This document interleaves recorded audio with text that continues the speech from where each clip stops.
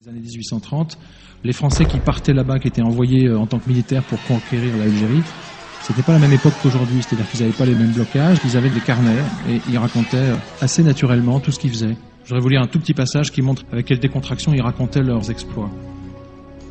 On est en 1843. Toutes les populations qui n'acceptent pas nos conditions doivent être rasées, écrit le lieutenant-colonel de Montagnac en mars 1843. Tout doit être pris, saccagé, sans distinction d'âge ni de sexe.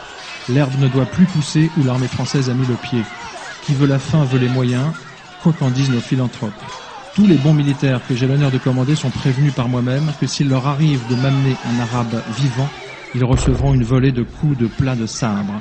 Voilà, mon brave ami, comment il faut faire la guerre aux Arabes, tuer tous les hommes jusqu'à l'âge de 15 ans, prendre toutes les femmes et les enfants, en charger des bâtiments, les envoyer aux îles Marquises ou ailleurs.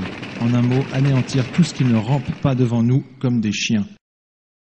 C'est une conquête d'une violence absolument dévastatrice. Je crois qu'il y a le tiers de la population algérienne qui est éliminée en 20 ans. Après la Seconde Guerre mondiale, quand à nouveau la population algérienne relève la tête et a des velléités d'indépendance, ça va recommencer. Alors, en 1954, on ne peut pas forcément écrire ça. Bon, vous savez que le général Ossarès ou d'autres ont appliqué en Algérie des méthodes assez particulières. Il faut briser la capacité du FLN à commettre des attentats. Et pour ça, il faut avoir les renseignements à tout prix, à tout prix. Et pour vous, ça voulait dire éventuellement l'usage de la torture? Quelle question, y compris la torture. Ce que la France a fait entre 1954 et 1962, elle a appliqué en Algérie des méthodes de guerre contre-insurrectionnelle assez sophistiquées qui ensuite ont été enseignées aux dictateurs d'Amérique du Sud dans les années 70. Puis ensuite, les Américains en Irak se sont inspirés des exploits de l'armée française de l'époque. Encore aujourd'hui, ça sert un peu de modèle. Les Français ont, par exemple, fait tout un travail de guerre psychologique pour discréditer le FLN auprès de la population. Par exemple, l'armée française a créé des faux maquis.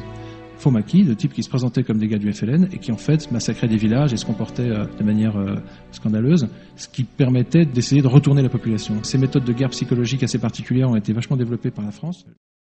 Moi, je suis de ceux qui pensent, et j'assume mes responsabilités, que la France n'a pas à rougir de son histoire. La France n'a jamais commis de génocide. La France n'a pas inventé la solution finale. La France a inventé les droits de l'homme. La France est le pays du monde qui s'est le plus battu dans l'univers au service de la liberté des autres. La France n'a pas de leçon à recevoir de ce point de vue. C'est posé, ça n'est apparemment pas polémique, et pourtant c'est terrible. Jamais elle n'a été tentée d'exterminer un peuple, et que s'est-il passé dans ces colonies?